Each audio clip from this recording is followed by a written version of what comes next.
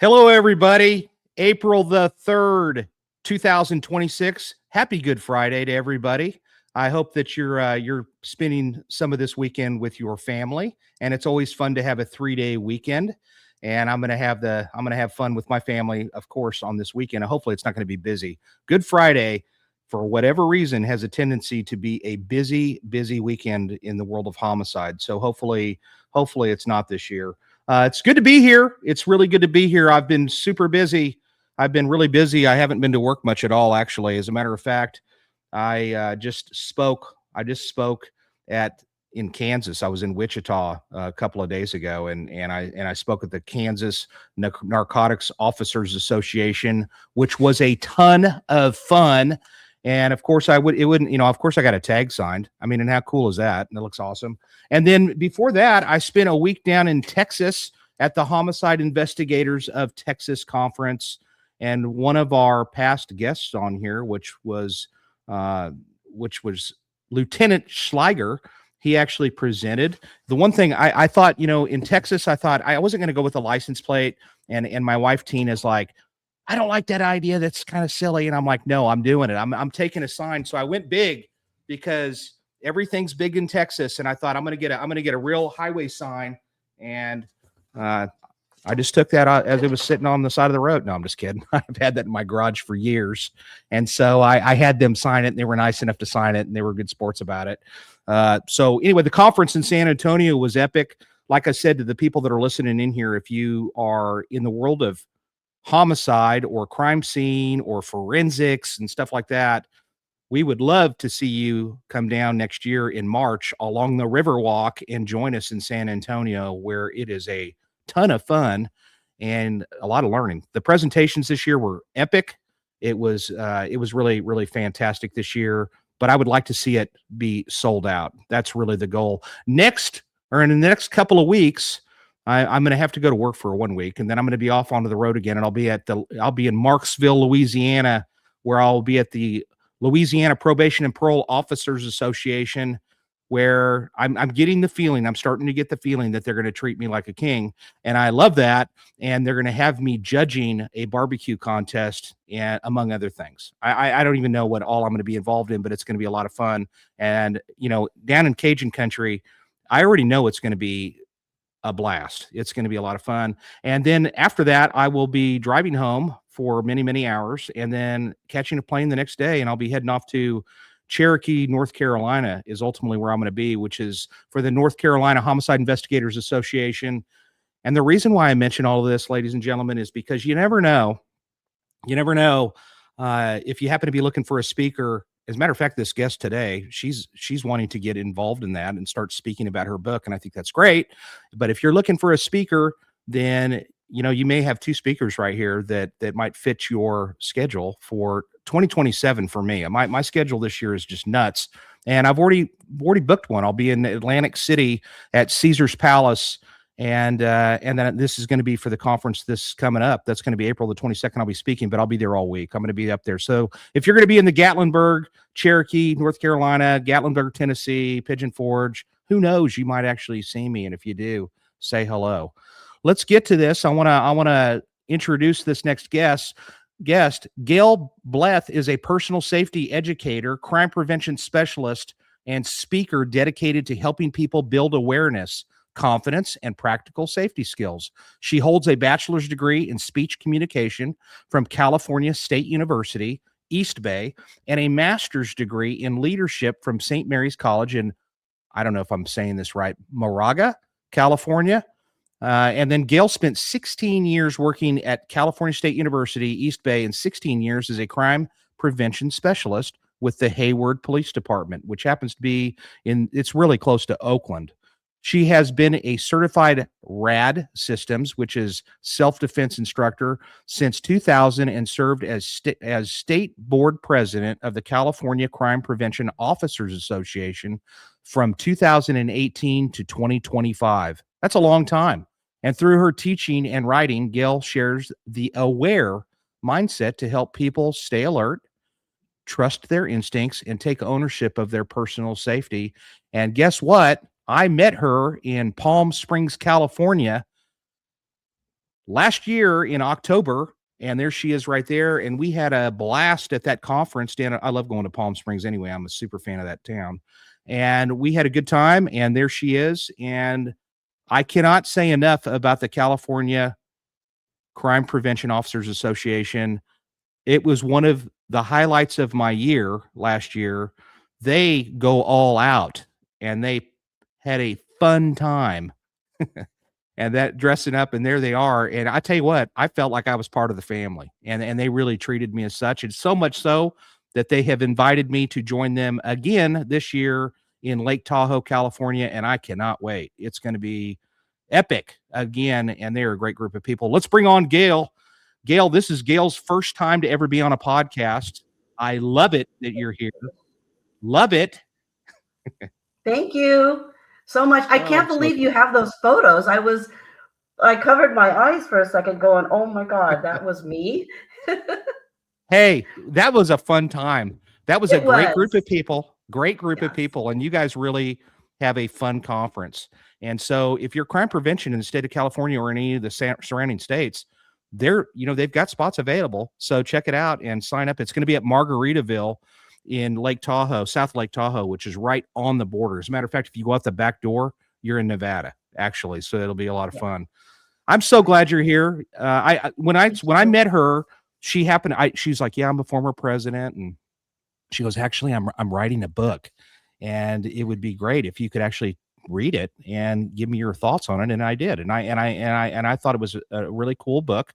But before we get to that, I'd like to know, first of all, Gail, how did you end up getting? Where are you from? Kind of tell me. Are you originally from California?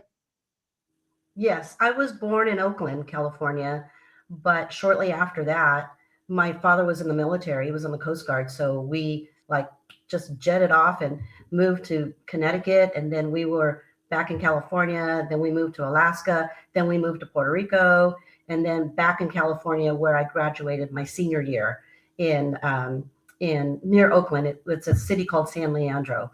So that's where I ended up, and I've been pretty much here ever since, or not here, but there in California. I'm in California right now, but currently I'm in San Diego. So Oh, yeah, yeah, I'm going to be there next October. Oh, I'm going to be there September. They want me to come speak there, so I'll be there oh next good, September. And oh I good, love San Diego. I haven't been there since I was a kid. I was born in San Jose, so just over the oh in the area. So yep, we're anyway, so neighbors. yeah, we were. So anyway, tell us about, you grow up there and then did you do anything else before you got involved or you worked in the college and you did that? Yeah, I But did. yeah, how did you get involved in crime prevention? What interested you and how did you get involved in that? So, Jason, to be honest with you, I wasn't even looking into law enforcement at all. I just got a job. I was going to school at Cal State East Bay is what it's called now, but prior to that, when I graduated from there, it was Cal State Hayward. So I still say Cal State Hayward because it says so on my diploma. But I was a student there, and I was also working there, well, part time, and then I went full time. But after that, I was still pursuing my degree in speech communication, and that's what I really wanted to do. Like my passion was to just speak to people, to inspire people, that kind of stuff that I wanted to do. And so I felt like speech communication was my thing. So I did that. But I also read a book called, I'm sure everyone knows, The 7 Habits of Highly Effective People. And mind you, this was in the 90s, like early, maybe mid 90s, that I read the book. And that was really mind blowing because it changed my way of thinking. And it's a leadership book. So, of course, back in the day, they didn't have Surrey or or smartphones, and the internet was just surfacing. I think I remember it was AOL that people started with. So Yep. you couldn't just get on and say, "Hey, Surrey, I want to know more about Stephen Covey and the 7 Habits of Highly Effective People" book. I didn't have that. So what I did was, actually, a friend of mine said, "Why don't you try and look at Franklin Covey, a planner, Franklin Covey planner?" So I looked into that a little bit, and I found out that Franklin Quest was a planner. So it kind of helps you with your everyday planning and goal setting and things like that. And for people who are like huge procrastinators, it really helps. So with that, and Stephen Covey's book, they put it together. They made a planner called Franklin Covey Planner. So I took the class, and the class was mind blowing. It really put me like in a different level of where I wanted to be. And I said, I want to teach this. That this is what I do. This is how I want to inspire people. Like I want to be able to push this information out to people. And so I did that, and I went to the class, and then when I graduated, they with my speech communication, what happened was somebody from the orientation department asked me if I wanted to teach time management, and of course, the Franklin Quest or Franklin Covey book was all about planning and time management. So I pieced something together, and I went ahead and started teaching just to incoming freshmen, incoming transfer students, anyone that was actually going to orientation. And I thought it was pretty cool. People actually really liked it. And I thought, well, I'm going to continue doing this. Then the university police department saw me teaching a class, and they're looking for presenters, people to send to a COPS training school. COPS is community oriented policing and problem solving, and this was back like right around the late 90s. So I said, yeah, I'll do it. I want to do it. So they sent me to school for that. And what I was able to do in the university was to be to go into criminal justice classes and be like a speaker for one class and talk about the COPS philosophy. And back in the 90s, the agencies were kind of changing its ways. They were going from traditional policing to more community policing and seeing the softer side of police departments. And so being actually more engaging to the community. So that's what I was actually able to do. Then I'm trying to make a long story short. And so after I did that, and that was fun, the police department actually offers a RAD class, which is the rape, aggression, defense, like women's self-defense class. And they offer it twice a year. So I was going in, signing up, saying, okay, I'm going to do it. I actually want to learn self-defense, and I want to know how I can protect myself. So I didn't show up. Then, because they offer it twice a year, I signed up for the next one, and then I didn't show up. And my problem was I just didn't have the time. Yes, I was using a Franklin Covey planner. I just couldn't fit the time in there to put in my 12 hours to complete the self-defense class. So, but an unfortunate event, two unfortunate events happened on campus, which was 2 rapes. And that just scared the entire campus community. And right away I said, oh my God, I can't believe I didn't take this class. So I did. I signed up for it right away. And I didn't kind of read between the lines, but this sign up was actually for me to become a trainer, not to be a student in the class. So I was thinking, okay, they're sending me to San Diego to go to school for a week. Okay, I'll do it. Like I wanted to be a trainer. So I did it. And that was like another milestone in my life. And from there, that was my turning point of wanting to teach and wanting to change people's mindset, inspire people. That kind of stuff is what I really like doing. Then a couple of years into it, I was teaching RAD, and I went to lunch, and I was introduced to these 2 people who were sitting in this restaurant, and they were 2 people that were crime prevention specialists for the Hayward Police Department. And the police department was just down the hill. So I said, hey, what do you guys do? And so they told me, and right away my eyes were like, wow, okay, this is what I want to do. Now I want to be I want to do crime prevention because I can speak to people and actually get paid for it. And to be honest with you, I was not getting paid with doing my RAD or my COPS because it was outside of my work because I didn't work for the police department. I was just kind of volunteering for them to be a speaker or a trainer for them. So I thought, well, why don't I just go ahead and apply to be a crime prevention specialist and I can get paid for it. But it took me a couple years to get into that police department. I wasn't, they didn't have a crime prevention specialist open yet. So I waited and waited. And finally I said, I'm just going to apply for a position. And once I get my foot in the door, maybe something will come up and I'm already in. So I did. I applied for a secretary's job for a patrol captain. And he looked at my resume and said, you've got a master's degree. And I had already completed my master's degree at that time. He goes, why do you want to be a secretary? And I was like, well, I'm going to be honest with you. I don't want to be a secretary. I go, but I mean, no offense. I'll be your secretary, but this is not what I want to do. I want to do crime prevention, but I've been waiting 2 years for a job to open up and you haven't had one. So I'm going to get my foot in the door and I'll do what I can. I want to be part of the team. So he said, well, I'm going to be honest with you. We actually have a crime prevention opening coming up soon. And I thought, great. So, but what I did was I didn't say, I don't want to work with you. I'm just going to apply. I basically was his secretary for a little bit. And then I bounced out to crime prevention. And so that's kind of how I got into crime prevention. And I've loved it ever since. Yeah. I mean, what was it? I mean, was there not any openings in the surrounding area, or was it just that difficult to just get into any area or that area specifically? Actually, I wasn't really looking for anywhere else.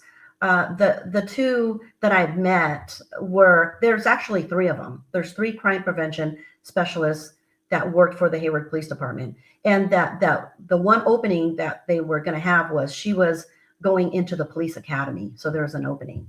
But I didn't even actually look because, like I said, I wasn't looking to be a crime prevention specialist and I wanted to look everywhere. I just wanted to do it for Hayward because it's right down the hill and it's really close to my house. And I thought it'd be fun, which is super fun. It was super fun. And that's one of the things that I took away from your conference that you had in Palm Springs was all of the individuals, all of the different teams and stuff that come to those conferences.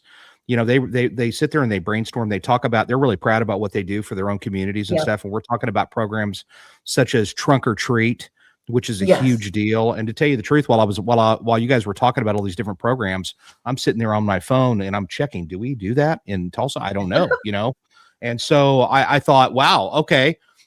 This is really exciting stuff. And you have to be I would say you have to be a people person to do that position. You can't. Oh, absolutely. You are engaging with people all the time and getting people excited about different programs and stuff. So how was it when you got into that position and what are some of the more memorable moments, as you kind of progressed and became more knowledgeable and so forth as you had that position? Well, when I first got into the crime prevention unit, there was 3 of us and they welcomed me. I like literally out the gate running. I wanted to know everything about what they did. And it's literally, so this job is like event and community driven. You have to engage the community. You are, first of all, the face of the department. Other than a PIO, you're actually the face of the department because you see everybody in the community and you're bridging that gap between the community and the police department. Because sometimes there's a lot of people who hate the police and there's no trust. So when you do talk to people, especially in events where you have a booth and people are walking by, you can tell the ones that really like us and the ones that don't. So, but I learned from the beginning to do the neighborhood watch. It was so overwhelming, but so fun that, how people say you're having so much fun and getting paid for it, but it doesn't even feel like you're working. So that's kind of how I felt. Like, hey, I'm going to work and I don't get out of bed going, oh my God, I got this big presentation to do. It's just like, let's do it. And so I mean, learning about, one of the things that I really liked was CEPTED. I don't know, it's crime prevention through environmental design. and it consists of taking a 1 week class and then a 3 week class to be advanced at it. That was really fun because you can go into anywhere and tell people how to be safe just by walking into their house, or you're walking outside their house, or you go to I know we down the street from where my office was, there was a brewery, and it's very famous, called Buffalo Bill's Brewery. And he kept getting hit by homeless people. They're breaking in. So I went out there and I did the septet around the perimeter of it, and I had to write up a report, and he really liked it. So and that's rewarding, and that's what this job is about. It's all about helping people and being rewarded, and things like that. One thing I wanted to mention too is educating the community. One aspect that we had was the community academy. Sometimes people call it the Citizens Academy. And then we Yeah. also had a youth academy. So Mm-hmm. if people really want to know about our police department, then attend our community academy, because then you'll know exactly what to do. Like Yeah. we go Agreed. from like A to B. You know what I'm saying? No, agreed with that 100%. I mean, that's absolutely a great point. And if you're in any community across this country, I'd say any department that's a little larger, they're definitely going to have something like that. I would be shocked if they didn't. Here in Tulsa, we've got a 13-week academy that is the Citizens Police Academy. I speak at ours for 2 of the weeks, and Oh, it's one of good. the highlights. Yeah, it's one of the highlights for me throughout the year.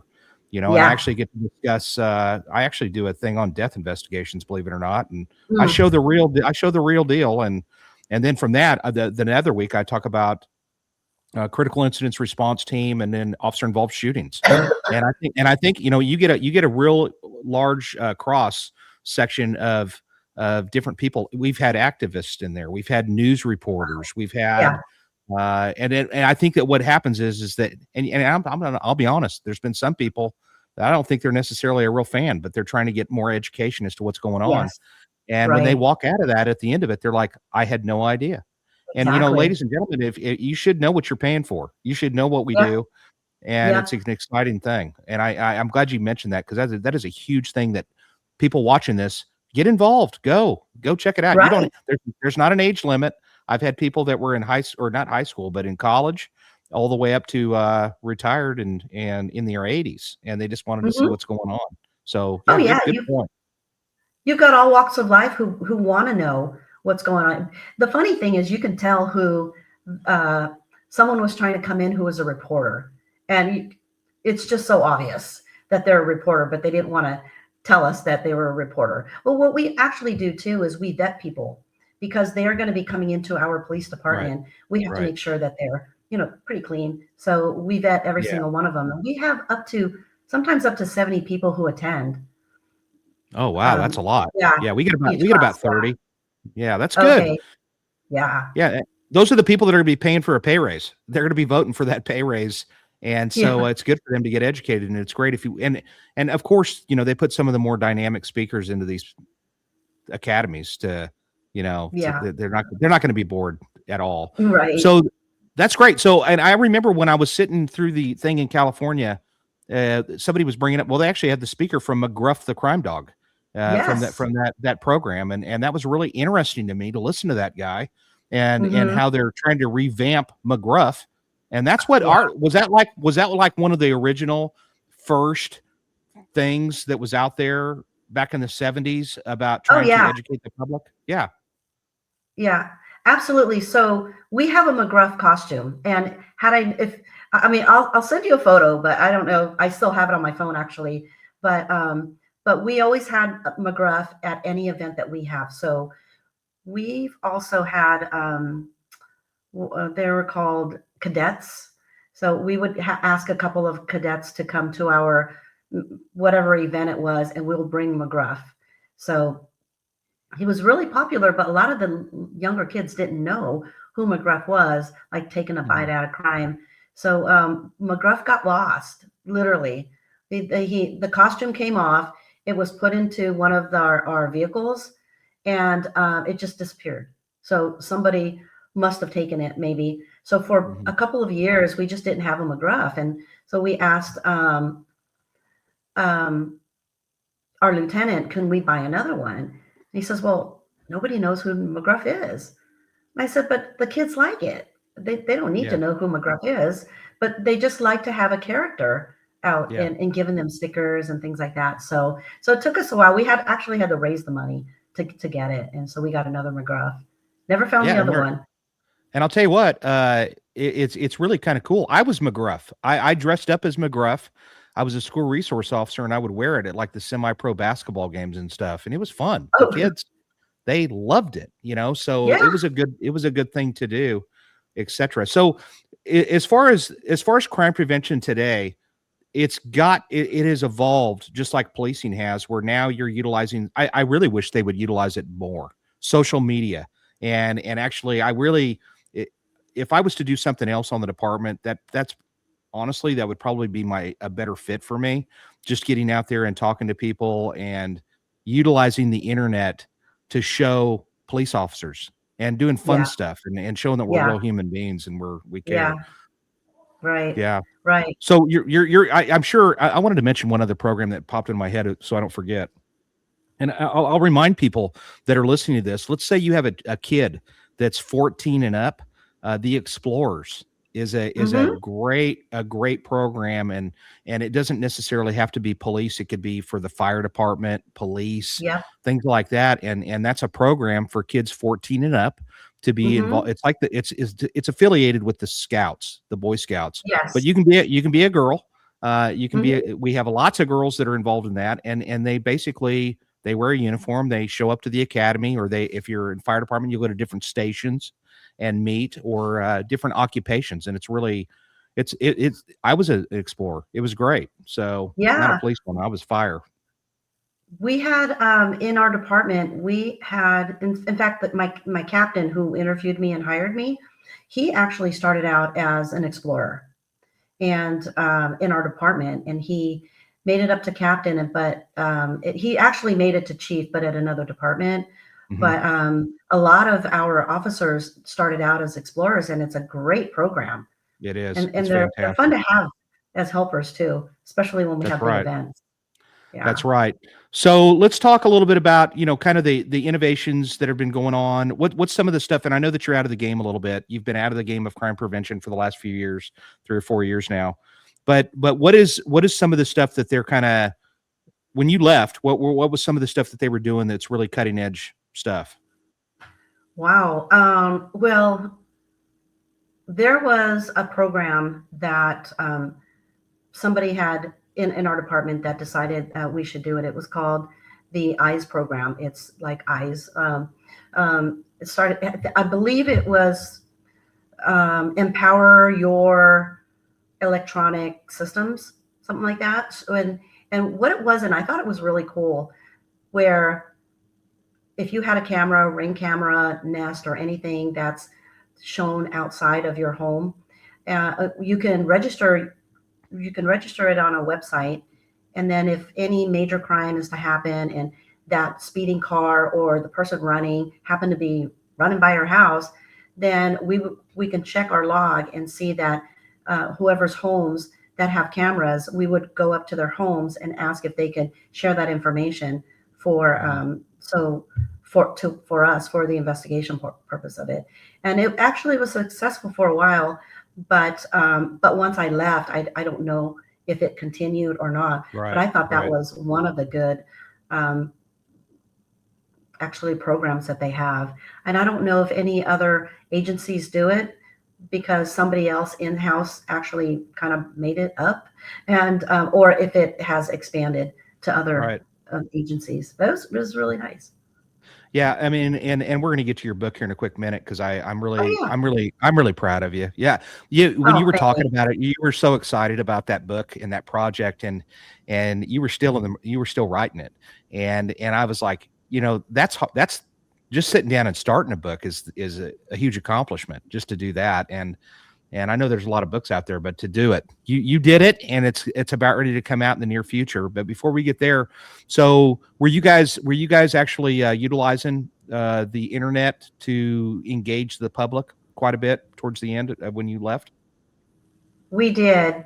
We had to hire someone from within that wanted to do the social media portion for our police department, and she was really successful with it. But that was towards the time where I was about to leave. But and I just remember we would have videos. The traffic guys are really funny, so they had some really funny clips of. They said it was what on Fridays you can dress down, right? So these are motors, right? So when they dressed down, they looked like they were going to Hawaii. They had their shorts on and a Hawaii shirt, and the captain or someone had said, "Wait, what are you guys doing?" He goes, "Well, we can dress down today, can't we?" And it's really funny. So we were trying to put in funny things like that, but I was actually never a part of that. But that was definitely something our department was doing before I left. That's good. Well, let's talk about this book, Aware. Throw that up real quick, Amanda. This is a book that I'm going to tell you right now. After reading this, I was sitting there reading it, and as I was, and first of all, it's very easy to read. And as I was reading through this, I was thinking, and I know we talked about this, and I think we both agree this is a book that should be required reading for Yes. teenagers. And really, that's what's kind of good about this book is this book's not just for teenagers. This is a book Right. that you could get for your kid, young adult. You can get it for them, or you can get it as an adult too. And it really is just an interesting read for your public safety. So let's talk about what Aware is and how this book came So about. yeah, it's funny because when you did my bio, when you read my bio, it's true how it all kind of came together. So being in higher education, working with students, working with student organizations, and these ones are ones who just got there. So these are first time freshmen, been out of the house or been literally leaving the nest and going into the wild is how I phrased it, and then going into crime prevention and then putting all that together with my self defense, all of that, it just kind of clicked. Like, oh my God, I need to write my book. But really the backstory of why I wrote it is I've been trying to teach RAD in a smaller version. So can't teach a 12-hour class if people don't have the time. So I put together a 90-minute presentation talking about the 90% of your safety is knowledge. So, and that's chapter number 1. I had a PowerPoint. So I would do the PowerPoint and I would talk about everything, the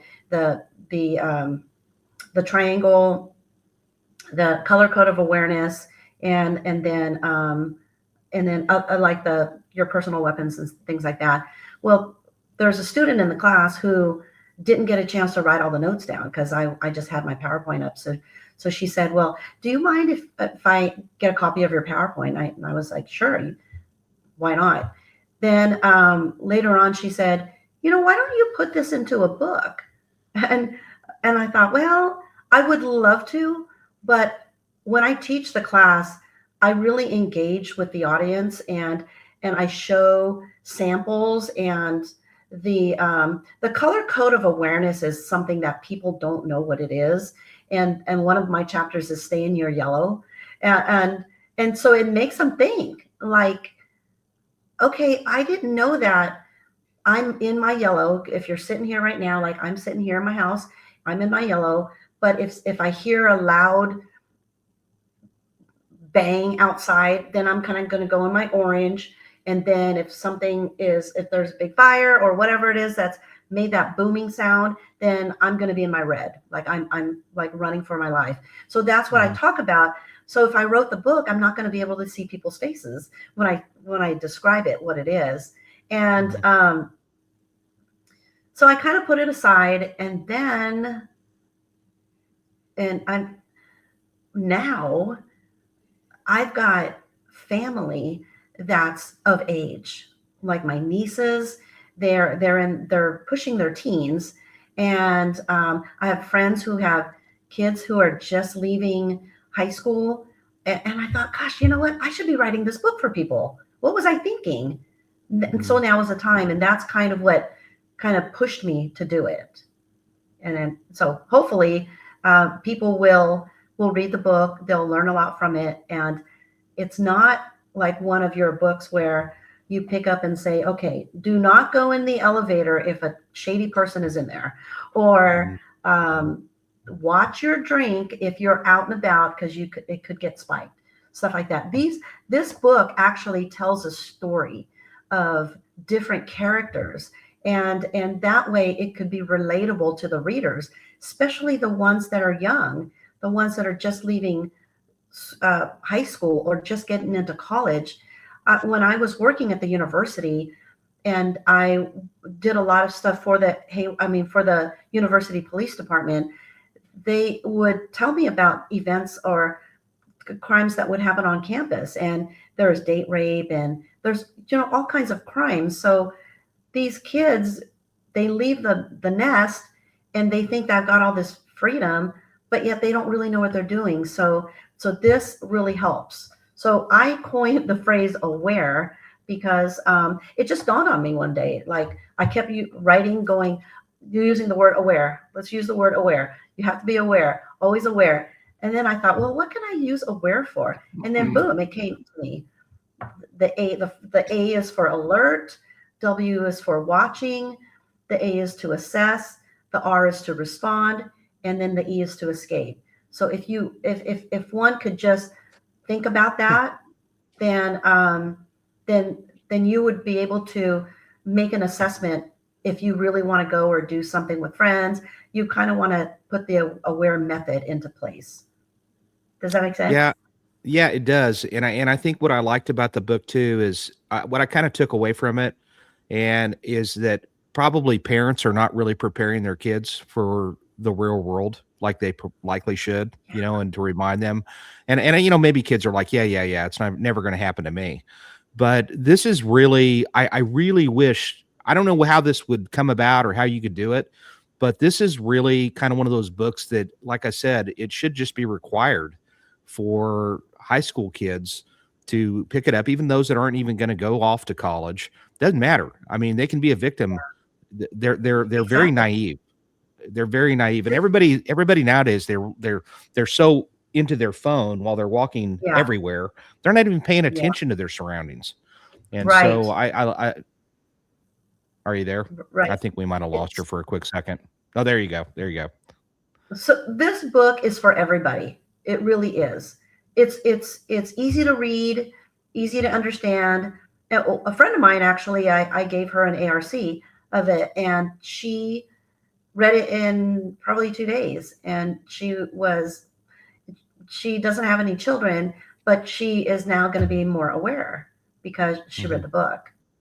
So that's what that's what I'm trying to get people to understand is read the book and know your color code, know where you're at, and don't be a victim there's in the book too. It's called the victim pyramid. So the pyramid basically is a pyramid, and you've got this bad guy over here, you're over here, and this is the opportunity. So if you don't want to complete this pyramid, then you just have to take away the opportunity, and then you don't have a triangle or a pyramid anymore.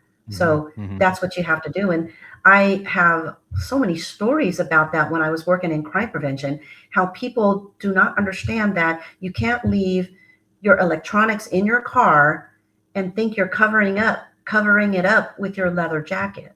So that was one of my calls that I got. And I just was like, oh my God, I can't believe you're telling me this, because you left the opportunity for someone to break into your car and to steal your jacket. And when your jacket was taken, then he got all your laptop and electronics as well. Yeah. That's since you bring that up, I mean, mention kind of one of those stories that kind of stands out to you. That's something that they were going to get in the book, as far as, because you get into detail as far as, like, in one instance, I remember and you can use a different story, but the one that I remember is something where you talk about somebody ends up becoming a rape victim. When they go off to a party, their friends go, hey, let's go. And they're like, I don't want to go. I'm not interested. And then they kept, peer pressure. Come on, let's go. We're going to have a great time. And then they ended up leaving her at this party. Right. So go ahead and tell a little bit about that. And and kind That's a of, I great think, story, and that's in chapter 1, and I think I was trying to kind of start the book off with intensity, and so people will wake up and say, okay, I need to really be aware of my mhm, surroundings, and be aware when I go out.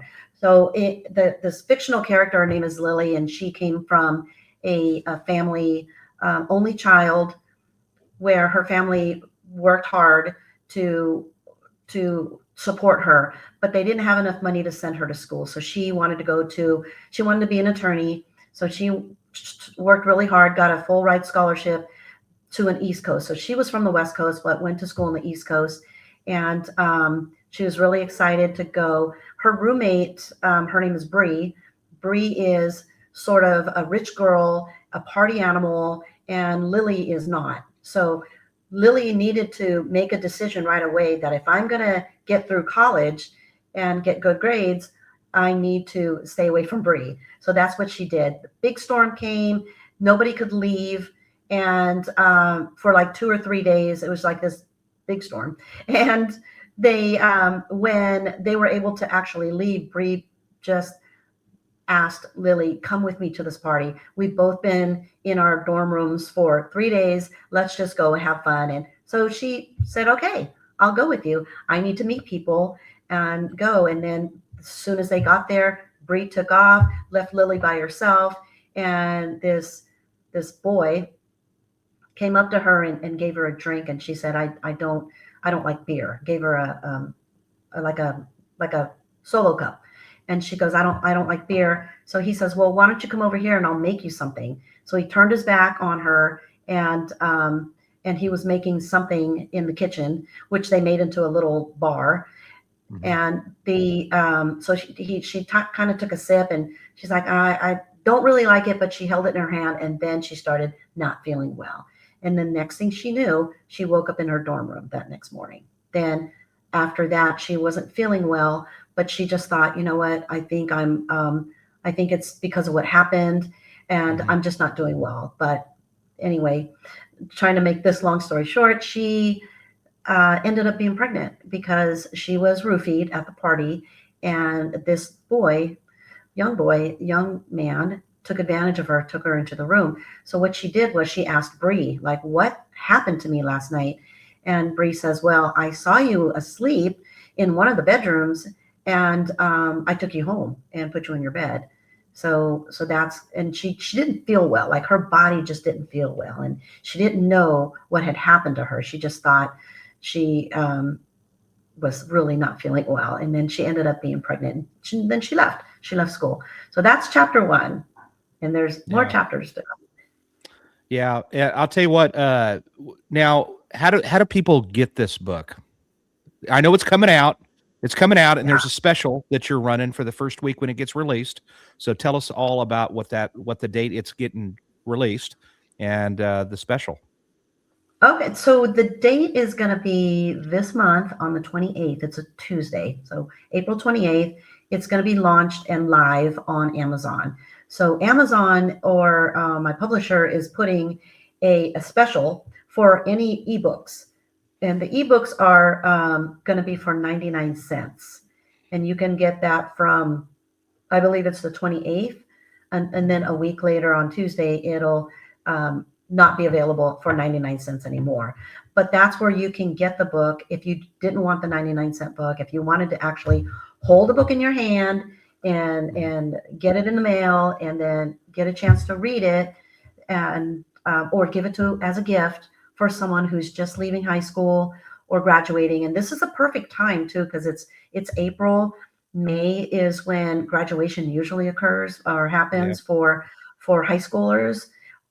It's perfect to do that. So the special is 99 cents for an ebook on Amazon. Yeah. What's your experience been like doing this book? I mean, as far as writing it, did you get a publisher? You have a publisher, so this isn't I self-published. You had somebody that basically was willing to go out there Yes, and partner up with you and make this happen. So what was that yes. experience like for you? It actually, as much as I loved writing the book, I just wasn't that comfortable in the layout of it. And so I went to a publishing company and had somebody help me kind of do the layout of it. And so we moved stories from here to there. And then they were helping me actually do the actual publishing until it's out, until it goes live. And then I'm kind of on my own after that. Or Yeah.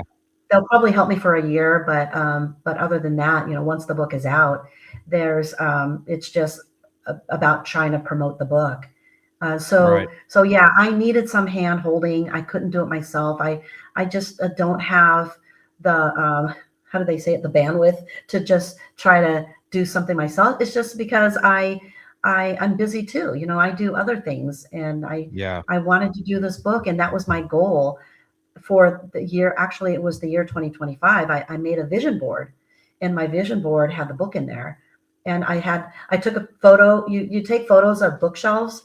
Like I went into Target, and how you see the bookshelves with all the books on there. And so I Yeah. took a photo of it, and then it didn't look like this cover, but I made something similar to it. Would put my name on the bottom, and then I printed it out and I put it on my vision board. And I knew that in 2025 I was going to finish this book. But after in 2025, it takes a long time to go through all of the editing and the proofreading and all of Hmm. that, the book design. So finally it's going to be coming out April 28th. Yeah, and so I'm actually starting to click on a keyboard myself to write a book, and Great. yeah, I mean, there's plenty of room on the shelves, right? So I would love to do it. How did you come up with the picture, the cover? I'm just curious as to how that came about. So I'm going to be honest.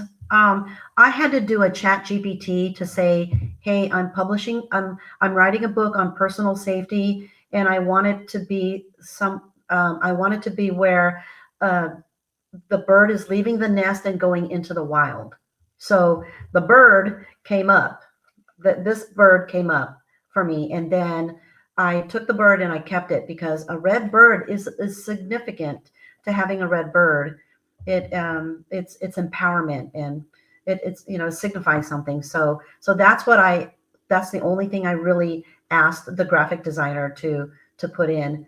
It was my Mhm. bird because yeah, I did it myself, kind of.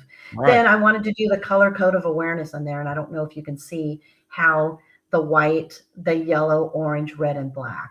So in the Yeah. book, it talks about the Cooper's color code of awareness, and it's really important where we always should be staying in our yellow color I code. love it. I love it. So, because that means a lot, and it's kind of cool that you came up with that concept and they were able to incorporate all that. So, how do you get like into book signings, and how do you get a book like this on the shelves at Barnes and Noble or Walmart per se, Target? I mean, is that stuff that you're going to be able to do, or what is the process to do that? Because I'm sure you'd love to have that happen Oh yeah, down the line. I would.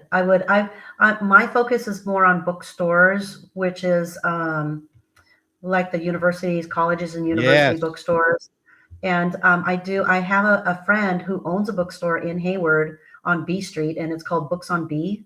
And so I contacted her a couple weeks ago, and I told her about my book, and we're going to set up a book signing. Since I'm from Hayward, really, and I went to college in Hayward, I worked in Hayward, I know a lot of people there, so we're going to try to put something together so that I can actually reach out and tell people, hey, I wrote this great book, and Yeah. go that route. But I do know that my book is somewhere out there on some website where Barnes and Nobles, Target, Walmart, all of those folks can go in and see what books are actually coming out. And then they can decide whether they want to take that book and put it on their bookshelves. Okay. I like it. Yeah. Yeah. If somebody wanted to reach out to you, and I should have asked you this before we got rolling. If somebody, do you have like a website, or is that something in the works for people to Yeah. reach out and talk to you? Yeah. I do have a website. And if they want to contact me, it's basically info at stay-aware.com. Okay. You might want to Yeah. type that in the private chat so Amanda can throw that up for us. Sure. real quick. Yeah, throw that in there so she can get it right. I want to make sure that people are able to get to that, to check it out. And what other kind of stuff is on your website that they were able to find? Is it just a kind of a blog, or stuff that they can just ask questions to you? Yes. So my website is being developed right now. Today, actually, we did a shoot for the videos, and chapter 7 in the book is how to be a good witness. And in my PowerPoints, when I used to actually do this in person, I wanted people to sort of know how to be a good witness. And one of the things I would do is I would pop up on the screen a photo of either someone robbing a bank or a getaway car. I would show it up for about 5 minutes. I mean, I'm sorry, 5 seconds, and then I would Mhm. take it down, and then I would ask my students or my audience. So, what did you see? What do you remember seeing? And it does happen fast when you think about it. If you are a witness of a crime, you can't just sometimes you don't remember because it happens so fast, but you can remember if you train yourself to remember. So that's what I do. In the book, I couldn't do that, and I thought, oh my God, what am I going to do? So we decided to put a QR code in the book, and then so that's in chapter 7. So the QR code, you take your phone, you click on it, and it goes right to the website, and then the website will pop up the 3 scenarios of how to be a good witness. So we filmed that today, and in Irvine, and so my the guy that's going to help me out with it is actually going to embed it in there. So I said, you have until April 28th to get the website and because they're going to buy the book and they're going to click on it. They're going to want to Yeah. do Yeah. the I want to see like it. You want to see it live. So I had some people help me with that. I had like my nephew, my niece, and my cousin were there, and they played the victim, the assailant, and the witness. So that was That's great. fun. That's fun. Yeah, it Yeah, was a great. lot of fun.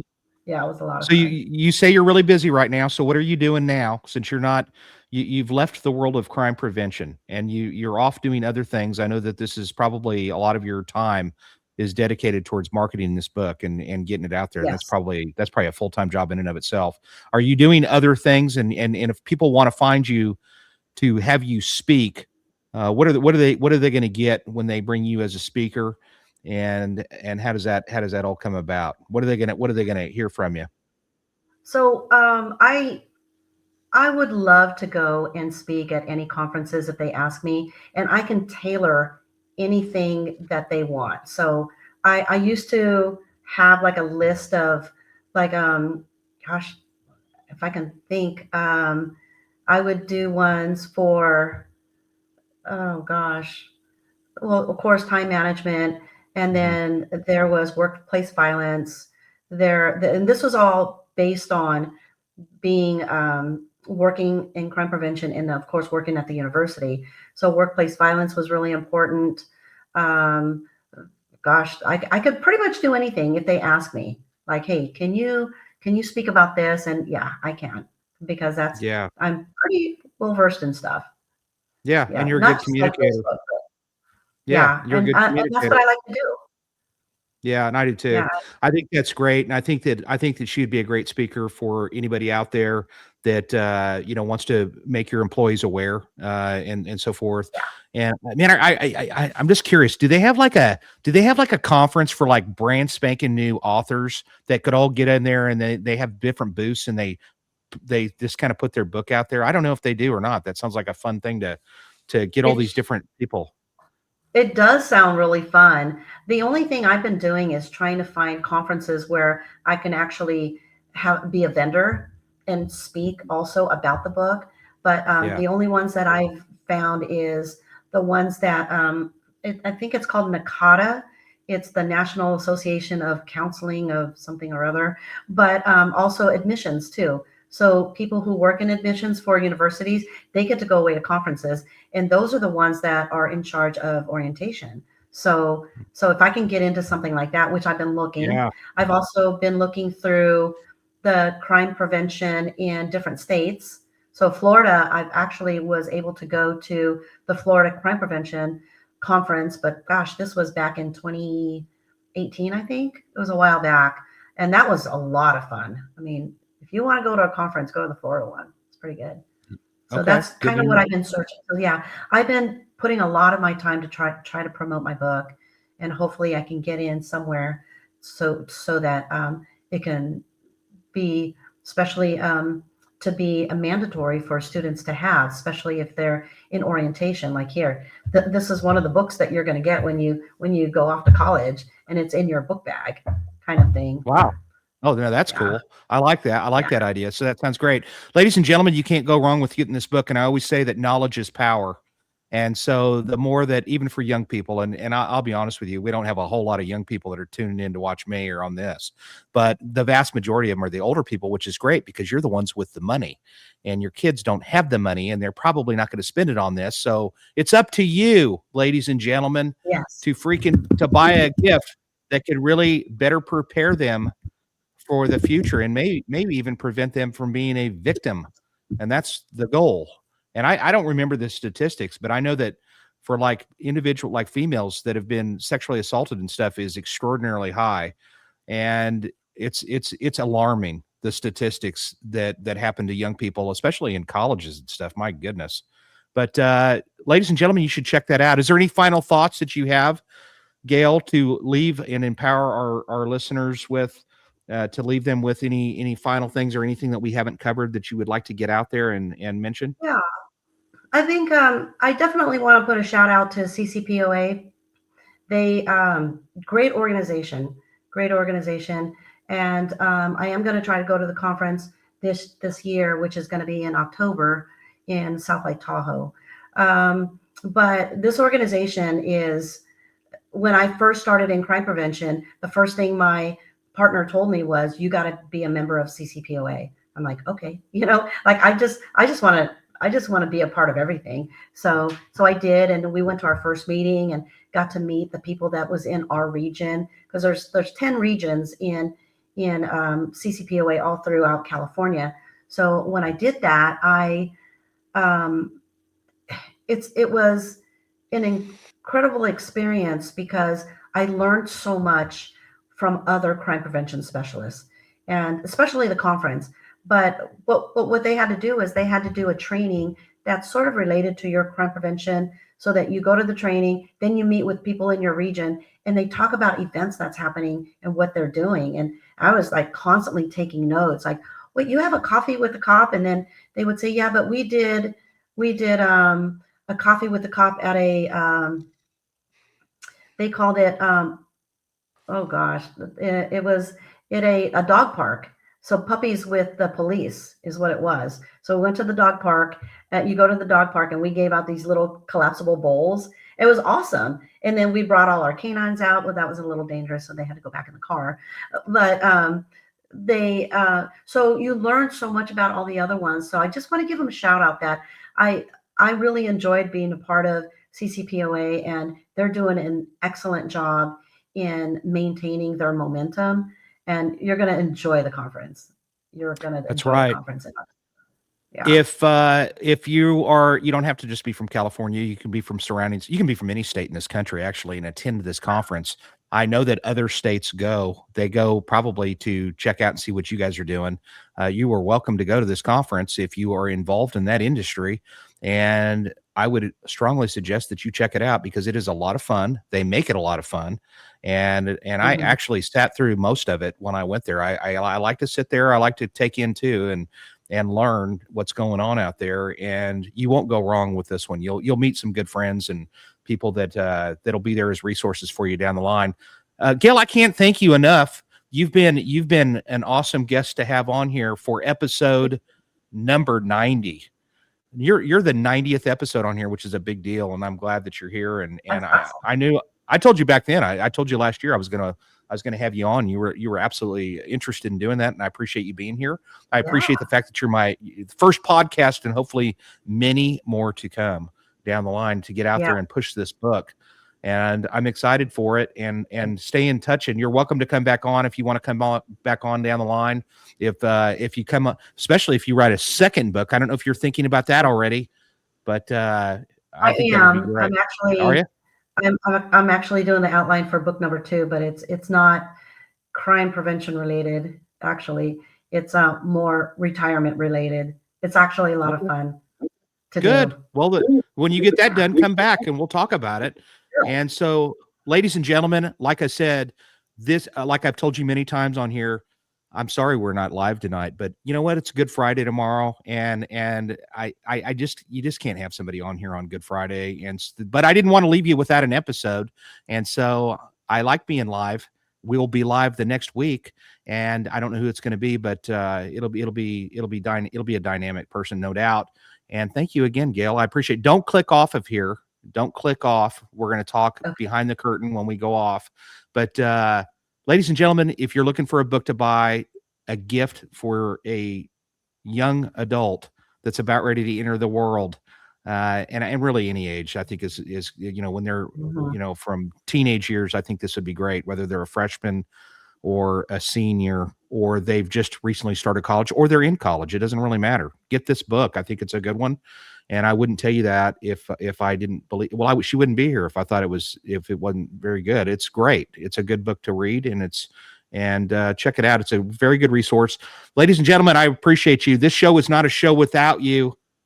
Everybody, I know who's already in the house. I know it's going to be Steph, my cousin Darren, and on and on and on. It's that Phyllis, all of these people that are here. I'm sorry I'm not in here live with you, but tomorrow when you're watching this, I'll probably be sitting in the chat room. And Gail, I'll if you find yourself not doing anything, feel free to tune in tomorrow when this thing hits. It's going to be 7 p.m. tomorrow night. I'll send you the link and we'll talk about that. But ladies and gentlemen, I want to thank you. I want to thank you very much for being here. I appreciate it. Gail appreciates it. Be sure to tell your family and friends, and be sure to subscribe.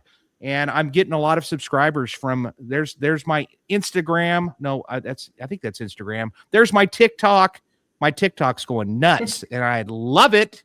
I love it because it's just growing like crazy, and I'm bringing a lot of new subscribers over here. Please subscribe to this page. Remember, like and subscribe. Please leave a comment. I try to engage with everybody, and it's amazing how many people I actually communicate with. It's hundreds, if not thousands. I rarely miss somebody. I try to communicate with everybody that leaves a comment, and so I do appreciate that. Until next week, take us out, Amanda.